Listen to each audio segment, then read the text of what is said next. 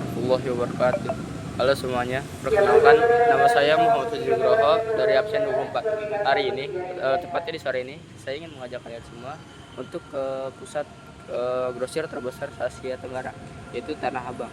Nah, untuk kalian yang ingin mencari baju-baju murah, fashion kekinian, atau sekedar cuci mata, nah boleh banget kalian berkunjung ke sini. Kalau kalian ingin ke sini dengan menggunakan kendaraan yang sama seperti saya di sini menggunakan kereta api atau KAI dari stasiun Duren Kalibata. Setelah itu turun ke stasiun transit Manggarai buat transit ke stasiun Tanah Abang. Mau tahu keseruannya lebih lanjut? Yuk ikutin. Dadah. Teman-teman, jadi di sini kita sudah sampai di stasiun transit Tanah Abang setelah kita turun lewat stasiun transit Manggarai. Sebelumnya saya ingin minta maaf kepada Ibu Novi karena saya tidak mau vlog lainnya di pasar Tanah Abangnya dikarenakan kata orang setempat arah buat ke pasar Tanah Abang itu sudah berbeda. Sementara saya ke stasiun Tanah Abang buat ke pasarnya itu sekitar 3 tahun yang lalu atau sekitar tahun 2022. Jadi saya ingin minta maaf sebesar-besarnya kepada Bu Novi. Tapi di sini meski di stasiun Tanah Abang, di sini saya tetap menjelaskan pusat grosir atau pasar Tanah Abang. Nah, langsung saja. Jadi Tanah Abang itu terkenal sebagai pusat grosir terbesar se-Asia Tenggara. Nah, seperti kita ketahui di awal vlog pembukaan tadi. Ini kalian kenal dengan sebagai pusat tekstil perdagangan terbesar se-Asia Tenggara. Mari kita mundur ke abad 18. Tanah Abang ini terkenal sekitar tahun 1735. Saat itu kawasan ini masih berupa rawa dan kebun yang sangat luas. Namun karena lokasinya strategis, tak jauh dari Batavia, yang pada saat itu menjadi pusat pemerintahan kolonial Belanda, membuat wilayah ini berkembang menjadi sangat pesat.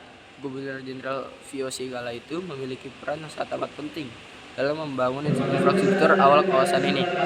Ia memerintahkan pembangunan jalan yang menghubungkan pusat kota dengan kebun-kebun dari lahan pertaniannya, dan salah satunya jalan itu kemudian dikenal sebagai Jalan Tanah Abang.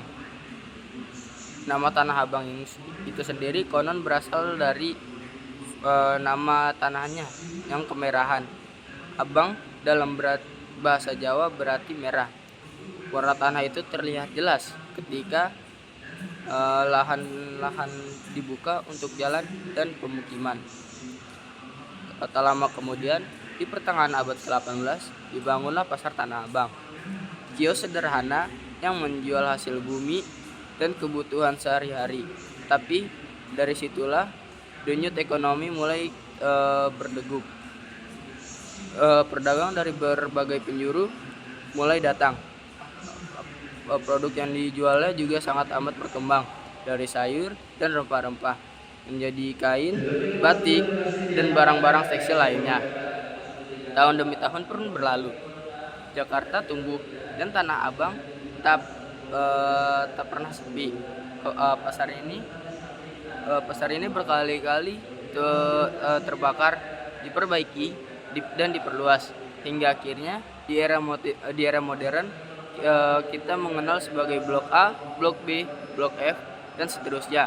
Pusat perbelanjaan yang tak pernah tidur ini tempat ribuan transaksi terjual setiap harinya. Tanah Abang ini menjadi cerminan semangat dagang masyarakat Indonesia. Di sini kita bisa temui para pedagang dari Sumatera, Jawa, Kalimantan, Sulawesi, hingga Papua. Istilahnya dari Sabang sampai Merauke. Tak hanya dari dalam negeri, para pembeli pun datang dari berbagai mancanegara, mulai dari Malaysia, Timur Tengah, hingga Afrika. Tanah Abang menjadi etalase ekonomi rakyat yang nyata, dikelola oleh warga biasa, namun mampu menggerakkan miliaran demi miliar rupiah. Namun, Tanah Abang berkembang bukan hanya soal jual beli, ia juga tempat berjualnya kisah manusia. Namun, Tanah Abang bukan hanya soal jual beli, ia juga tempat berjalannya kisah manusia. mulai dari perjuangan pedagang kecil, terus keramahan tukang beca, semangat para porter yang mengangkat karung-karung berat, serta harapan orang-orang yang datang dari kampung demi mengadu nasib. Dan di balik hiruk-pikuknya, Tanah Abang tetap menyimpan sejarah panjang. Di sekitar wilayah ini terdapat makam-makam tua, masjid bersejarah seperti Masjid Al-Makmur, terus yang berdiri sejak tahun 1700-an, dan jejak budaya Betawi yang terkenal lekang dari zamannya. Ini Tanah Abang sedang berbenah. Pemerintah mencoba merata lalu lintas, membangun jembatan penyeberangan modern, hingga menyediakan ruang kreatif untuk UMKM. Tetapi satu hal yang tak berubah, semangatnya, semangat dagang, semangat hidup, dan semangat Jakarta. Maka jika suatu hari kamu berjalan-jalan ke Tanah Abang, cobalah untuk lebih dari sekedar belanja. Dengan dengarkan suara langkah kaki yang bergegas, rasakan aroma kain baru yang dibuka dari gulungan seperti kain sutra, kain wol, dan lain-lain. Dan tengoklah wajah-wajah para pedagang yang penuh harapan di balik kisah-kisahnya. Karena Tanah Abang bukan sekedar pasar, ia adalah nadi, ia adalah napas, dan ia adalah bagian dari cerita besar Jakarta dan Indonesia. Nah, jadi sekian sejarah singkatnya. Di sini saya ingin mengasih tahu beberapa tips cara berbelanja ke Tanah Abang. Yang pertama itu datanglah pagi biar nggak terlalu ramai. Yang kedua, siapkan uang cash karena nggak semua tempat-tempat itu menerima cashless atau QRIS. Yang ketiga, kalian boleh nawar. Nawar itu sangat wajib di pasar Tanah Abang, asal kalian sopan dan masih masuk akal, nggak seperti ibu-ibu lainnya. Terus yang keempat, pakai baju yang nyaman biar nggak dikira orang gelandangan.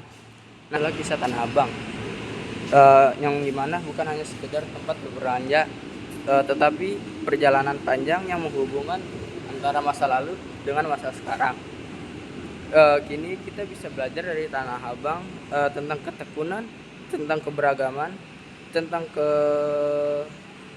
tentang jual beli, tentang bagaimana roda ekonomi itu bisa berputar, dan tangan-tangan biasa yang tak pernah lelah untuk mencari sejumlah rupiah demi menghidupkan keluarganya. Semoga kisah ini bukan hanya menjadi informasi, tapi juga pengingat bahwa setiap jengkal kota menyimpan banyak sejarah, setiap sudutnya punya banyak cerita, dan kita adalah bagian dari kisah kecil itu. Sekian dari saya, terima kasih. Assalamualaikum warahmatullahi wabarakatuh.